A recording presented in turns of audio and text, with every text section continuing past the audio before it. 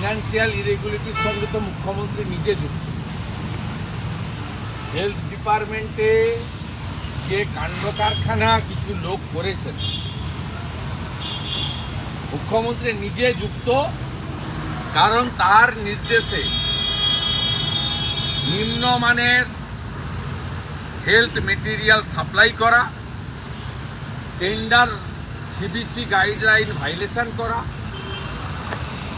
নিজের পছন্দের কোম্পানিকে বিভিন্ন রেট জিনিস পাইয়ে দেওয়া এবং বাজারের থেকে বেশি অর্থে সেই সব টেন্ডার করানো এবং তাদেরকে পেমেন্ট করা। এই যে র্যাকেট গোটা পশ্চিমবঙ্গে তৈরি হয়েছে, এর জন্য দায়ী হচ্ছে মমতা ব্যানার্জি। কমপ্লিটলি সিট করেছে কিছু প্রমাণ লোপাট করার জন্য, যাতে মানি লন্ডারিং অ্যাক্টে এটি যদি কোথাও ঢুকে পড়ে, এটা আটকানোর জন্য করা হয়েছে। এটা ইটস এ কনস্পিরেসি।